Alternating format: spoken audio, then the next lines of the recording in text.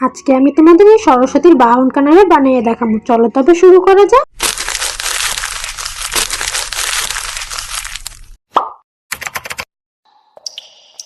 কি বন্ধুরা, কেমন আছো? আজকে আমি বসে পড়েছি, সামনেই তো সরস্বতী পুজো, তাই সরস্বতী ঠাকুরের বাহনকে বানাতে, মানে হাঁস বানাতে।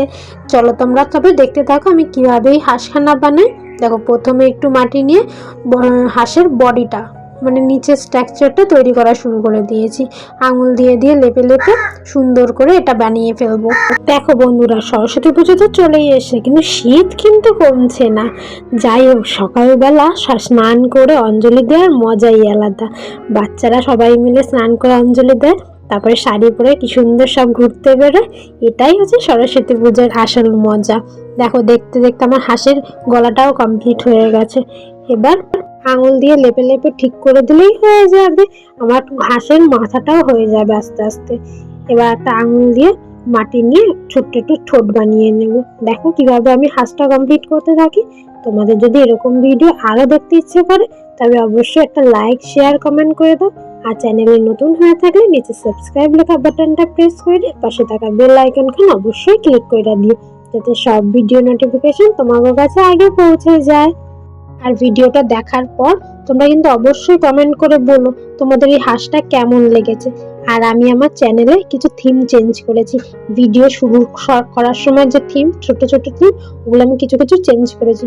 তোমরা দেখে বলো তো কেমন হয়েছে। যদি আরো কিছু পরিবর্তন করতে হয় তাহলে অবশ্যই কিন্তু বলো, আমি করার চেষ্টা করব। আর তোমাদের যদি কোনো কিছু বলার হয় বা কমেন্ট করো, আমি নিশ্চয়ই তোমাদের উত্তর দেবো। তোমাদের স্কুলে যদি কোনো হাতের কাজ বা ক্রাফট কাজ দিয়ে থাকে, আমি নিশ্চয়ই করে দেখানোর চেষ্টা করব।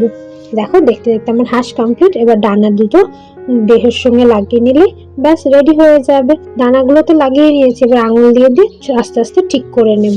আমাকে ছোটবেলা থেকেই মা বলতো যে সরস্বতী পুজোর আগে কুল খাবি না, কুল খেলে নাকি বিদ্যা বুদ্ধি হবে না। সেই ভয়েতে আমি কুল খেতাম না। আজও দেখো, আমি এখনো কুল খাইনি। ছোটবেলার মতো সেই ভয়টা নেই, তবে একটা অভ্যাস হয়ে গেছে। তোমরা কে কে কুল খেয়েছো কমেন্ট করে বলো। আর যারা এখনো কুল খাওনি তারাও কমেন্ট করে বলো। দেখবো কাঁদে কাঁদে এই নিয়মটা আজও মেনে চলো তোমরা। তোমরা সরস্বতী পুজোয় কে কোথায় ঘুরতে যাবে সেগুলো কি এখনো ঠিক করে ফেলেছো? কি শাড়ি পরবে, কি চুড়ি পরবে, কি গয়না পরবে? যদি ঠিক না করে থাকো তাড়াতাড়ি ঠিক করো। আর কিন্তু বেশি দিন বাকি নেই, আর 10 দিন মতো হাতে টাইম আছে। আর এবার সরস্বতী পুজোটা অনেক তাড়াতাড়িই পড়েছে। আমিও এখনো ঠিক করিনি, তবে ঠিক করে নেবো। দেখো, দেখতে দেখতে আমার হাঁস রেডি কিন্তু কমপ্লিট। এবার হাতের যে কাঠিটা আছে সেই কাঠিটা দিয়ে হাঁসের একটু টুকিটাকি ছোঁয়া দিলেই হয়ে যাবে আমার হাঁস বিদ্যার দেবী সরস্বতীর বাহন, যে একদম পুরোপুরি রেডি। আজ তবে এই অবধি থাক, বাকি কথা হবে পরের ভিডিওতে। এবার বলো বলো কেমন হয়েছে বিদ্যার দেবী সরস্বতীর বাহন।